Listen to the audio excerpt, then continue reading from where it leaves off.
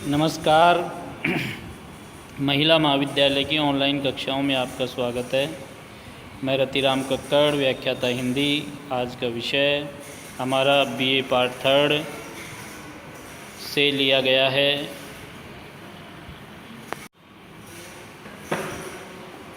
BA part third से लिया गया है।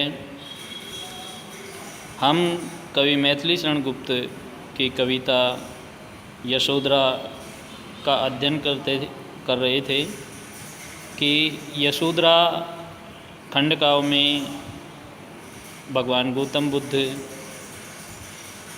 की पत्नी यशोधरा के बारे में आया है। राजकुमार सिद्धार्थ के तथागत गौतम बनने से पूर्व जो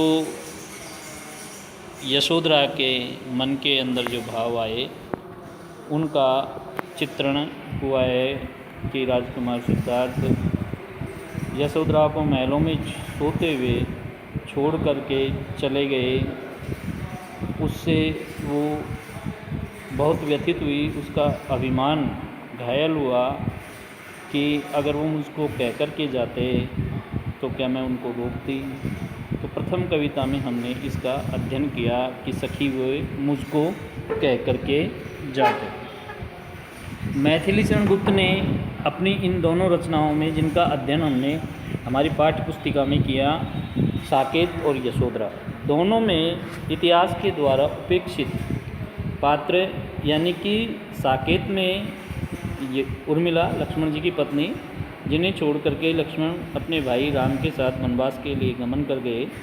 साथ दूसरा यशोधरा, जिनके पति सिद्धि प्राप्ति के लिए, निर्वाण की प्राप्ति के लिए, संसार को कष्टों से मुक्त करने के लिए क्या है तप करने को चले जाते हैं। तो दोनों ही पात्र ऐसे पात्र रहे जिनके बारे में ऐतिहासिक दृष्टि से कुछ ज़्यादा नहीं लिखा गया। मैथिली शरण गुप्त ने इनकी पीड़ा को कविता के माध्यम से उजागर किया एवं उनके दुख को आत्मसात करके काव्य के माध्यम से प्रस्तुत किया। तो पहली कविता हमारी जो आई थी वो थी सखी वे मुझको कह कर के जाते, तो मैं क्या उनका रास्ता रुकती?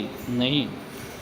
मैं अब ये आहत से भरा हुआ असफल जो अभिमान मेरा उनके लिए पैदा हो रहा है ना, वो मुझे समझ में नहीं आ रहा। शायद वो इसलिए नहीं कह के गए कि अगर वो जाते समय मैं मेरी आंखों में अगर आंसू होते तो वो बहुत सदैव हृदय के व्यक्ति थे, वो शायद बर्दाश्त नहीं कर पाते और वो जा नहीं पाते। इस तरीके से उन्होंने अपनी बात को अपने आप को समझाया। अगली जो कविता है हमारी, उसमें भी यशोधरा स्वयं से ही कहती है कि अब खुद की बारी है कि अब कठोर हो वज्रदपी ओ सुकुमार कुसुमादपी सुकुमारी, कि अब तो तुझे कठोर होना ही पड़ेगा, है ना, क्योंकि तू कुसुम की तरह नहीं रह सकती, तू सुकुमारी की तरह नहीं रह सकती। आर्यपुत्र दे चुके परीक्षा, अब है मेरी बारी। तो यशोधरा अपने आप को समझाते हुए कहती है कि अपने हिस्से की तो वो परीक्षा दे चुके, अब मेरी बारी है। मेरे लिए पिता ने सबसे धीर वीर वर चाहा, कि मेरे लिए यशोधरा अपने आप से कहती है कि मेरे लिए मेरे पिता ने, है ना, सबसे धैर्यशील वीर पुरुष का चयन किया। आर्यपुत्र को देख उन्होंने सभी प्रकार से सहारा, कि आर्यपुत्र यानी राजकुमार सिद्धार्थ को उन्होंने देखा और सभी प्रकार से उसकी भूरी भूरी प्रशंसा की, सराहना की कि मेरी पुत्री अर्थात यशोधरा के लिए राजकुमार सिद्धार्थ उपयुक्त वर होंगे। फिर भी हटकर हाय वृथाई उन्होंने था, तो क्या आज वो मुझे छोड़ करके चले गए, अर्थात मैं कष्टों में हूँ। तो क्या मेरे पिता का ये निर्णय गलत साबित हुआ कि वो मुझे छोड़ करके चले गए और उन्होंने वृथाई यानी बेकार ही उन्होंने थाया यानी कि चयन किया, प्राप्त किया, या है ना उसको अपनाया, है ना ग्रहण किया था वर के रूप में, वो तो आज बेकार ही जाता हुआ प्रतीत होता है। है ना, किस योद्धा ने बढ़कर उनका शौर्य सिंधु अवगाहा, कि कोई ऐसा योद्धा भी नहीं था जिसने उनसे ज़्यादा, है ना, जो शौर्य बल प्रस्तुत किया हो, दिखाया हो, उनको सागर का सा शौर्य अवगाह ग्रहण किया हो, है ना, अर्थात कोई अन्य योद्धा ऐसा नहीं था।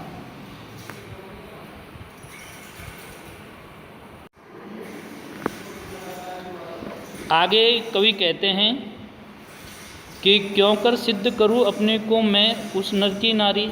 अब भला मैं किस प्रकार से यह सिद्ध करूं, या क्यों ऐसा सिद्ध करूं कि मैं उसी नर की नारी हूँ जो शौर्यशाली था, वीर था, उसका जैसा शौर्य प्रदर्शन कोई कर नहीं सकता था, उसी की पत्नी हूँ। अब मैं कैसे सिद्ध करूं, क्यों सिद्ध करूं, क्योंकि कैसे सिद्ध करूंगी, क्योंकि वो तो अपने हिस्से की परीक्षा दे चुके, अब मेरी बारी है यह सिद्ध करने की कि मैं उनकी पत्नी हूँ। आगे यशोधरा कहती है कि देख कराल काल सा जिसको कांप उठे सब वैसे, गिरे प्रतिद्वंदी नंदा अर्जुन नाग दत्त जिये, जिसे है से वह तुरंग पालित कुरंग सा नत हो गया विनय से, क्यों न गूंजती रंग भूमि फिर उनकी जय जैसे, निकला वह कौन उस जैसा परम पराक्रमशाली, आर्य पुत्र दे चुके परीक्षा, अब मेरी बारी। तो यशोधरा उसके यशोगान करते हुए, उनकी वीरता का बखान करते हुए कहती है कि देख कराल काल से, भयंकर काल के समान जिसको देख करके, हाँ, कांप उठे सब भय से, सारे शत्रु कांप उठे थे भय से, है ना, भयभीत हो गए थे सब उसको देख करके, है ना, गिरे प्रतिद्वंदी, जो उसके नंदा अर्जुन जैसे वीर योद्धा प्रतिद्वंदी थे वो भी गिर पड़े। नागदत्त जिसे ऐसे, नागदत्त भी घोड़े से गिर पड़े, है ना, जिस घोड़े से गिर पड़े, वह तुरंग पालित सा, वो हिरण के समान पालित, कुरंग सा, है ना, नत हो गया विनय से वो भी, उसने भी, उस घोड़े ने भी अपनी क्या है गर्दन झुका ली थी। क्यों न गूंजती रंगभूमि, आखिरकार रंगभूमि राजकुमार सिद्धार्थ के जय जयकार से गूंज उठी थी, है ना, भला बताइए कि क्यों नहीं उनके जय जयकार से रंगभूमि गूंज उठी, निकला वहाँ कौन उन जैसा परम पराक्रमशाली, कौन ऐसा व्यक्ति था जो उनके समान पराक्रमी था, है ना, कोई, अर्थात उस सभा में कोई भी, उस रंगभूमि में कोई भी उनका जैसा महान योद्धा साबित हुआ ही नहीं था। अगले पद में भी ऐसे ही कहती है यशोधरा कि सभी सुंदरी बालाओं में मुझे उन्होंने माना। जब सभी सुंदरी बालाओं में से चयन करने का समय आया तो उन्होंने मुझे ही अपनाया, मुझे ही माना।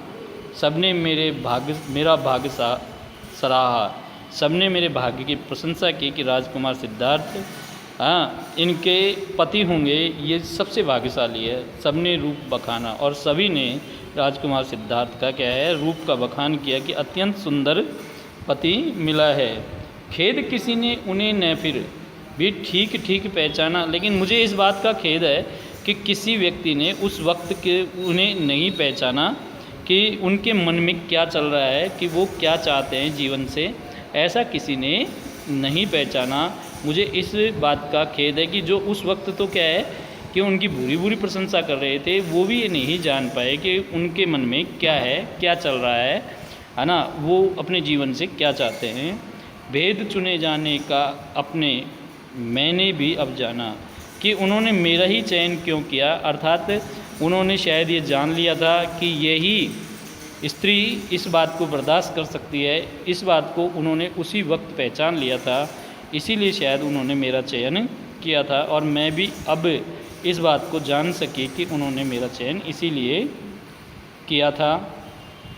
इस दिन के उपयुक्त पात्र की उन्हें खोज थी सारी, क्योंकि वो इस दिन के लिए उपयुक्त पात्र की खोज कर रहे थे और मेरे रूप में उन्होंने उनको मिला और उन्होंने मुझे चयन किया, क्योंकि वो ऐसा करने ही वाले थे। आर्यपुत्र दे चुके परीक्षा, अब मेरी बारी।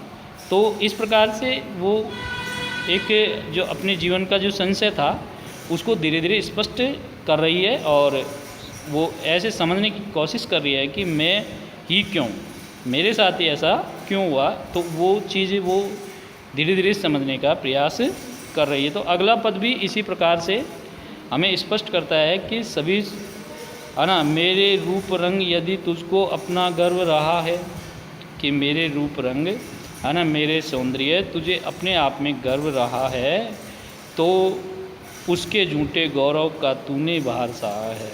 तो तुझे ये रूप रंग, तुझे अपने गौरव का झूठा अभिमान ही हुआ है, तूने बेकार में ही झूठा अभिमान वहन किया है।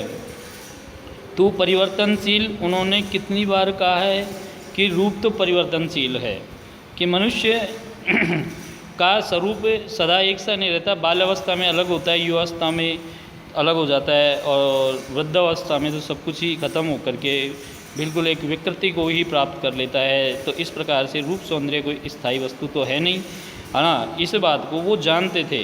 तू परिवर्तनशील, उन्होंने कितनी बार कहा है, इस बात को बार बार कहते थे, दोहराते थे कि रूप तो सदा ही परिवर्तनशील रहा है ना। फूला दिन किस अंधकार में डूबा और बहा है, जो दिन उगता है ना, वो किस अंधकार में डूब जाता है, बह जाता है, इसका कभी पता नहीं चलता है। किंतु अंतर्मात्मा थी भी मेरा था क्या विकृत विकारी। लेकिन मैं उनकी इस बात को समझ ही नहीं पाई, क्योंकि क्या मेरी भी अंतरात्मा विकृत थी, है ना, या विकारों से भरी हुई थी, जो इस बात को समझ नहीं पाई कि वो क्या कह रहे थे कि कोई भी संबंध, कोई भी रूप, कोई भी सौंदर्य क्या है, स्थायी नहीं है ना। तो किंतु अंतरात्मा थी मेरा था क्या विकृत विकारी, मन भी क्या है विकृत था, है ना, विकारों से भरा था, जो पहचान नहीं पाया उनकी बात को। आर्य पुत्र दे चुके परीक्षा, अब मेरी बारी। कि मैं अबला, कवि अगले पद में कहता है कि मैं तो अबला थी, खैर ये तो मैं मानती हूँ, पर वे तो विस्तृत वीर बलि थे, कि लेकिन वो तो विख्यात वीर पुरुष थे।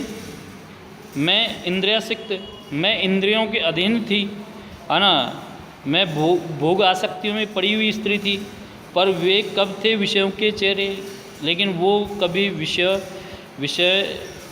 विषयों के अधीन कभी नहीं रहे, वो उसके चेले नहीं रहे कभी भी, है ना, विषय वासना के वो गुलाम नहीं रहे। अये मेरे अर्धांगिन भाव, है ना, अरे मेरे अर्ध अंग वाले भाव, क्या विषय मात्र थे तेरे, क्या विषय भोग ही थे तेरे, हैं, विषय वासना ही तेरी सबसे प्रमुख थी, है ना। तो उसको नहीं पहचान पाए कि वो एक सिद्ध पुरुष थे, है ना, लेकिन तू तो अपने भोग विलास में ही क्या रहा, मन डूबा रहा। हाँ, अपने अंचल में किसने ये अंगार बिखारे, हाय मेरे आंचल में ये अंगारे किसने बिखेरे, मैं समझ ही नहीं पाई थी। है नारित्व मुक्ति में भी तो अहो विरक्त विहारी, कि अगर नारित्व का गौरव इसी में है, विरक्ति में विहार करने में ही है, विरक्ति में ही है, तो मुझे पता चल जाना चाहिए। हाँ, और आज मैं कहती हूँ कि वो तो अपने हिस्से की परीक्षा दे चुके, अब मेरी बारी है। अगर विरक्ति में ही कल्याण है तो मैं इसको अपनाने के लिए तैयार हूँ। सिद्ध मार्ग की बाधा नारी, हाँ, अगर ऐसा वो मुझे कह कर के नहीं गए, हाँ, और ऐसा पहले भी शास्त्रों में कहा गया है कि सिद्धि के मार्ग में नारी बाधा है, फिर उसकी क्या गति है, फिर तू ये बता समझा, है ना, कि फिर उसकी क्या गति है। अगर वो सिद्धि मार्ग में बाधा है तो उसकी खुद की क्या गति है। पर उनसे पूछूं क्या जिनको मुझ पर आज विरति है, जो मुझसे विरक्त होकर के चले गए, उनसे किस प्रकार से पूछूं कि भाई नारी अगर साधना में बाधक है तो फिर मतलब उसकी गति क्या है, मैं उनसे किस प्रकार से पूछ सकती हूँ भला, कैसे ये बात मुझे पता चले, क्योंकि वह तो स्वयं ही मुझसे विरक्त होकर के चले गए हैं। अर्ध विश्व में व्याप्त शुभाशुभ मेरी ही भी कुछ मति है, कि जो आधा संसार है वो नारी से निर्मित है ना, उसकी भी शुभ अशुभ उसकी भी कुछ मति है। मैं भी नहीं अनाथ जगत में, तो सुन लो कि मैं भी अनाथ नहीं हूँ, मैं भी उसी परमात्मा की संतान हूँ। मेरे भी प्रभु पति है, मेरे भी स्वामी वही ईश्वर है जो स्वामी आपके हैं। यदि मैं पतिव्रता तो मुझको कौन भय भारी। अगर मैं पतिव्रता हूँ है ना, भ्रष्टा नहीं हूँ, तो मुझे कौन सा भय भारी हो सकता है। इस बात की परीक्षा मुझे देनी है ना। आर्यपुत्र तो अपने हिस्से की परीक्षा दे दी, अब मुझे भी अपनी परीक्षा देनी है। आगे जो यशोधरा से ईर्ष्या भाव रखती हैं उनके संबंध में कहा है कि यशोधरा के भूरी भाग्य पर ईर्ष्या करने वाले, अरे तुम तो ईर्ष्या करती हो किससे, यशोधरा के भाग्य से। तरस न खाओ कोई उस पर, आओ भोली वाली, तुम उस पर कोई तरस मत खाओ, तुम तो भोली वाली हो, तुम आओ है ना, और उसके पास बैठो। तुम्हें न सहना पड़े दुख वह, कि तुम्हें ये दुख वहन नहीं करना पड़े। मुझे यह सुख आली, मुझे सिर्फ यही सुख बहुत है कि तुम्हें इस प्रकार का कोई दुख सहन नहीं करना पड़ा। वधु वंश की लाज देव ने आज मुझे पर डाली, कि समस्त स्त्री कुल की जो लज्जा है, जो मर्यादा है, वो मेरे ऊपर ही डाली है कि मैं उसको वहन कर सकूं। बस जातीय सहानुभूति मुझ पर रहे तुम्हारी, कि स्त्री होने के नाते स्त्री के साथ जो सहानुभूति है वही सहानुभूति मेरे साथ रहे है ना। मैं इतना ही चाहती हूँ, क्योंकि आर्यपुत्र तो दे चुके अपनी परीक्षा, अब मेरी बारी। अगले पद में और कहा गया है कि जाओ नाथ अमृत लाओ, तुम सिद्धि प्राप्त करो। तुम चले ही गए हो तो तुम सिद्धि को प्राप्त करके लाओ, अमृत लेके आओ संसार का कल्याण करने के लिए है ना। मुझ में मेरा पानी, मुझ में मेरी मर्यादा है, मेरा सम्मान सुरक्षित है, मैं उसको कभी नहीं बिगड़ने दूंगी। मेरी तरफ से किसी प्रकार का कोई चिंता आपको नहीं करनी है। चेरी ही मैं बहुत तुम्हारी, मुक्ति तुम्हारी रानी। मैं तो आपकी दासी ही हूँ, लेकिन मुक्ति आपकी रानी है।